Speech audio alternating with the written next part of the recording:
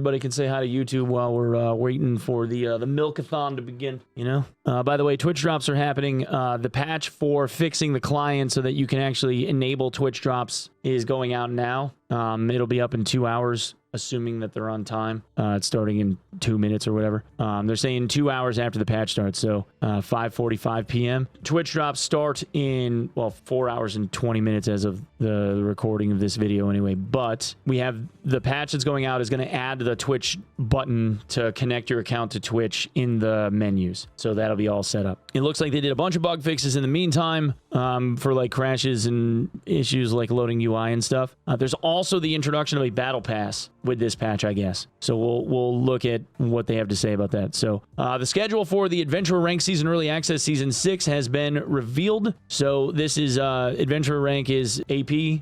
So for leaderboards, for HR leaderboard, I'm wondering if this is going to have the subcategories that they were talking about in it. Maybe that was able to get done sooner than they had anticipated, but they said that that was going to be like a mid-wipe patch, so maybe not. We'll see. The DLC EA6 Seasonal Pack will be available for purchase. So this is going to be a battle pass.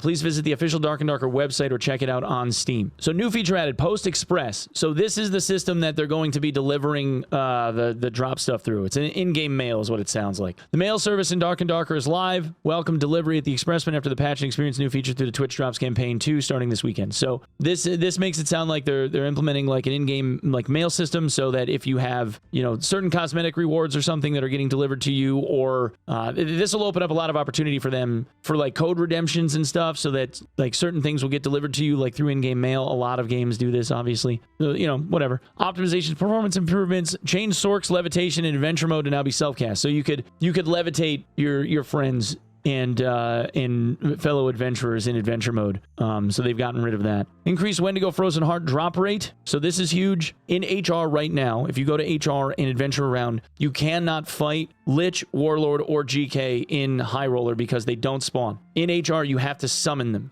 The only way to summon them is through a crafted recipe that is on Alchemist. There's separate ones for each boss. But the only crafted recipe that exists right now is the one for Wyvern. The one for Wyvern requires blue zombie eyes and a frozen heart from the Wendigo. But the Wendigo's drop rate up until this point was 2%. I don't know what they're increasing it to, so obviously we'll see what the data says after the patch goes out. It was 2% in HR and 0.9% in normals and adventure mode, which meant that if you farmed the Wendies in HR, you had to farm 50 to get one. You had to kill 50 Wendigos on average to get one frozen heart in order to be able to make an attempt on HR Wyvern. So that is going to come super slow. So I'm glad that they've increased the drop rate. I just don't know what they've increased it to. It needs to be like fucking 25% or something, but we'll see what they end up. And my guess is they'll probably make it like 5, maybe 10. Reduce the amount of potions that spawn on the ground. Campfires, hunting traps, and can now appear in crates. Adjusted the material requirement for crafting gold coin pouches. So the gold coin pouches are the 250 gold coin pouch. They had required like wolf pelts and bat wings and I think bowstring. So we'll see what they change it to. Change the crafting material grade for sterling weapons from common to poor. Well, that's interesting. So they're going to do slightly less damage then, maybe. And I guess technically, well, they normalized all of the cost for all of the weapons, right? And sterling weapons were white. So I don't know why that changed. I guess technically, like, it used to be that two-handed weapons were 1 extra gear score more, like, per slot that they took up. So, like a one-handed white weapon was 2 GS. A two-handed white weapon was 4 GS because it took up main hand and offhand. But then they said that they normalized all of it. So maybe this is making it so that those sterling weapons are slightly less in gear score cost. Maybe that's why. Polish the marketplace schedule UI. All right. So with Hotfix 82, we're launching a DLC seasonal pack. Includes a variety of helpful items to support your adventures, such as exclusive torch skin, shared stash expansions. Oh, Jesus. So there's going to be shared stash tabs that you can pull from it. Like you can earn your way through it. Consumables and non-tradable gold coin containers. So that's why they added the non-tradable status, was for like battle pass delivery stuff. So you couldn't trade the battle pass items on the market. I figured that they were going to do this anyway. I figured they were going to go to a battle pass thing, but I figured the battle pass thing was going to end up being like the HR leaderboard push. I didn't think they were going to do this. All designed to enhance your overall gameplay experience. Additionally, this update enables account linking in preparation for the upcoming Twitch drops number 2. There you go. We've prepared a range of exciting rewards for this season round of Twitch drops, so we'll hope you tune in and join the fun. So they teased 6 separate Twitch drops that we've talked about in prior videos and stuff, but there's more drops than just those main 6. They have like a bunch of like littler things like, you know, throughout the days in between. I don't know what the watch time requirements are. They haven't said anything yet, but I guess we'll all find out together once it starts, right? How much will the seasonal pack be on the Steam store? It is $9. Oh, in the seasonal pack, that's the Gaze of the Abyss torch that they teased. It's at $9. So I thought it was going to be up to like 20. $9 is okay. I think it's fine. $9 is good. All right, so takeaways from this,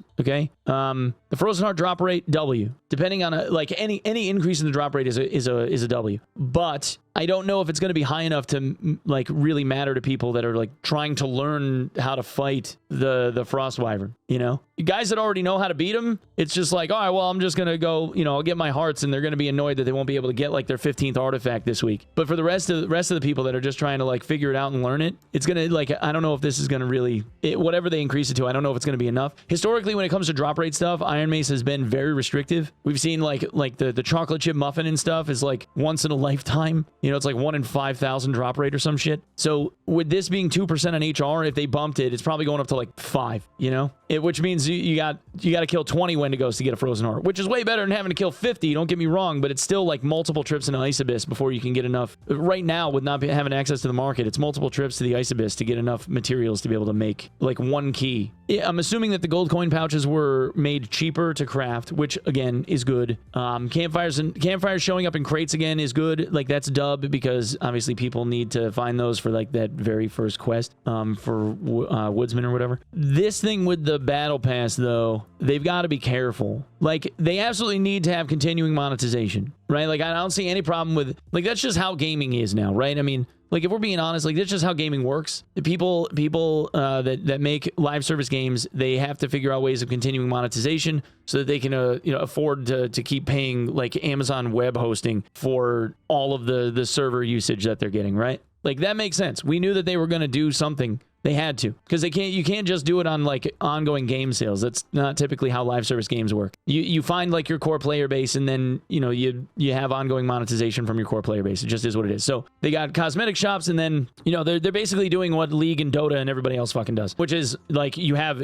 one-off skins that you can purchase direct, and then you end up having a battle pass if people want it. My issue with this though is that the battle pass people will end up having like more shared stash tabs, right? And then shared stash tabs, especially because, right, like shared stash is amazing. We already, like, the single tab was like completely fucking game changing, but now you have multiple shared stash tabs for doing it, which is huge. And then not only that, but you're talking like, I don't know what the consumables are. Like, who cares? If you give me like a few blue pots, it's not going to be the end of the world. I don't care. But the non-tradable gold coin containers is going to save people a lot of room too. And while like it's not like your battle pass is handing you like multiple legendary weapons and shit, right? Like you're not getting like BIS. It's just easing people's ability to like have to manage their own stash space in exchange for money. And that obviously is going to give people a very, very small, albeit very small, like marginal advantage. It's not going to make it so that like just because Ken has a couple of extra like shared stash tabs isn't going to make him better or worse at the video game, right? Like he could probably go like standard account with like 1 tab and figure out a gear kit and go shit on people. Like that's just, if you're good, you're good, right? Like it's not going to make anybody a better gamer, but it is going to make people a little bit, it's going to make it easier for people to hoard stuff. So there is going to be like a time sink kind of advantage where they don't have as much stash management, you know? So like in that regard, like there's a little bit of something there. Like I'll put it like it's on the spectrum of pay to win without being like full on like directly pay to win. You know what I'm saying? In the world of like pay to win stuff, it's not like the most egregious shit in the world. It's the same kind of shit that like Tarkov does. There's no trading right now. That's absolutely true. There's no trading right now. Assuming that this, like the battle pass grind will take longer than a week or two, right? Because this is going to be one of those things that you're going to have to like level up over time. Like there's going to be some type of crediting system that's given, and each level is going to lead you to like the next thing, right? So when leaderboards drop, I don't know. They just said that they were going to show us the schedule. So that probably means there's just going to be a timer for it. So we'll know. my guess would be like a week. But they're probably going to have a timer leading up to like Thursday next week or something is when it's going to kick off. Pay for marginal gain. Yeah. I mean, like, it's pay for... Like, if you want to think about it in terms of like pay to win Spectrum shit, it's like pay for convenience. It's just like Tarkov giving you like extra stash rows for money, right? Same kind of shit. Like, it isn't going to make you... It's not going to be the difference between like you win or lose a fight. It's just going to give you more room to work. So it is what it is. And honestly, like, if we're talking about compromise kind of shit, when it comes to like Korea and Korean games in South Korea, culturally, Korean game devs and like Korean people, Southeast Asia, like most of Southeast Asia, it's not even just South Korea, but like most of Southeast Asia, they're used to having like Arena Breakout Infinite, having like you're paying for like secure container storage space so that you can carry more shit out in your prison pocket. Like that gets up in there, you know, or like being able to buy in-game currency, like that gets up in there too. That's like normal for like Southeast Asia. Like people are just used to that shit. Whereas like in the Western world, we completely fucking reject that stuff. Like most people hate that shit. If you're like trying to be a purist, you know? So this is kind of like that middle ground where it's like, all right, well, you're going to get some easing, but we're not going to let you like just buy currency. Like you're not going to be able to buy gold through us and, you know, have whatever you want off the flea market, you know? Yeah, pay for QOL. Pay for convenience, yeah. It's only for lazy frocks. I mean, like, yeah, for people that appreciate the grind, you know? Like, in my case, like, I would buy the battle pass, but I'm not buying it because, like, I need the other extra stash space or whatever. Like, I already have, like my rogue is already acting as a mule, right? In my case, I would buy just because I like the game devs and I want the cosmetic shit. You know, like, that I wouldn't be buying it because I think it's going to make, like, my gameplay easier. Or I need the extra stash space or something. Like, I'm not really running out. So, like, to me, that shit's just tertiary. Like, I don't really care. Something helpful in development. If it doesn't help you win fights, it's kosher. Yeah. Right, yeah. Like pay for convenience would be like, on level 20, you get a random rolled legendary. Right? Or like if you get all 50 levels of the battle pass, they'll give you a viola or something. Like fuck that, you know? Or if like through the battle pass they made it so like you could mark a piece of gear on your body for like it would be immune to being looted or, you know, would come back an insurance guaranteed or some shit, you know, like fuck that. Like all that kind of stuff would be, I would be livid. But it, you know, like a couple extra stash tabs, I don't think it's like the worst thing in the world. But it is on like that spectrum of pay to win. It's there. It's just like way over on the side where it's like, you know, really minimal. Yeah, like they're gonna need money to keep the live service game going. Absolutely. There's no denying that. Like every company that does this does. PoE doesn't affect anything inside the match, makes outside the match bank management better. Yeah. The only difference I would say, like it's actually just like how PoE works, right? Like PoE has a very, very active trading system, but the only way that you can be like a quote unquote trader in any way that feels like you don't have to babysit a trade chat that no one ever fucking uses anyway is to buy stash tabs that you can mark things as being tradable that ties into a website that PoE utilizes for people to advertise their stuff in like a really easy search function. And then you direct message the person that you want to buy it from and the transaction happens like super fast. And then there's like quad tabs that hold like 4 times the extra amount of storage, you know, in like easy categorical, like for orbs and stuff, you can throw like currency into like a currency tab and it's like super easily like set up where like instead of having to do it manually, you can just control click items and they automatically like just go into like the tab that you designated. All of that convenient stuff that makes the gameplay and quality of life feel so much better, but you have to pay for all that, you know, like you don't just get them for free. This game is operating that same kind of way. The only major difference between PoE and this is that PoE's core gameplay loop is mostly just solo against monsters and has no impact on like other players, you know, like direct impact on other players. Whereas like, you know, this game's a PvP game, so it has slightly more of an impact, but I don't really think it's going to be all that different. You know, like I said before, people aren't going to be made better players just because they have extra storage space. EOD lets you progress faster, early wipe. It does. It absolutely does. Like the extra storage space matters when you're talking like, you know, you're hoarding quest items and shit. I will say though, if you own anything other than the free-to-play edition of this game, you have 8 other characters that you can like stuff gear into. You know, like I have a level 1 rogue that holds all of my monster parts and like future quest mats and shit, and I've never had a problem where like I'm running out of storage on those guys. It just like keeps me from having to go back and forth between stash tabs if I have more than one shared tab. It doesn't come with legendary status. No, this is going to be separate. Yeah, that would be separate from legendary status. Yeah. Which again, like that's not any different from a whole bunch of other games anyway. Like I know PoE is like free to play and like they do everything through their microtransaction shop and that's how they make their money. Like I understand that. But there are plenty of games that you have like a minimal cost to get like, you know, legendary status and then they have ongoing monetization stuff. I don't like this game. Yeah, maybe I'm just not playing as many hours as other people. I also die a lot.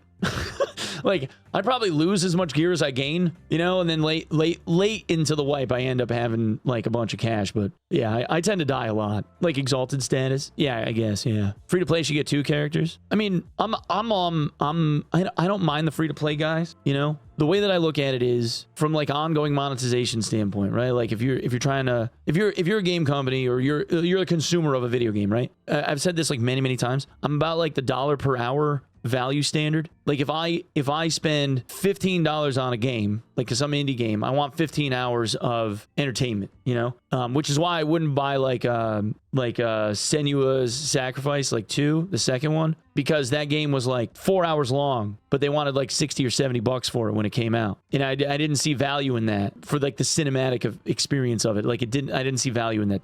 To me, that didn't make sense. So if I'm going to spend like 60 bucks on a video game, I want 60 hours of entertainment. Like I want to feel like I got my money's worth, you know? And that's kind of been the standard I think I've gone by for like 10 or 15 years now. And I think it's pretty good rule for me, you know? So when it comes to a game like Dark and Darker, if I've got 3,000 hours for my 50 bucks, because I bought into the game like when you had the $50 like extra, you know, whatever. Actually, I bought three accounts because back then you didn't even have extra stash tabs. You had to have like extra accounts to like mule gear, you know? Because you couldn't trade to yourself unless you had like a second account to like trade back and forth through the trade system. Remember that shit? So for me, if I got like 3,000 hours in this game, you know, like it's like spending 50 bucks, I got my money's worth and then some, you know? So if I'm, you know, cosmetic shop kind of shit and like, you know, buying battle passes and all that stuff, like for me, the money's been worth it because I've played a shit ton of this game, you know?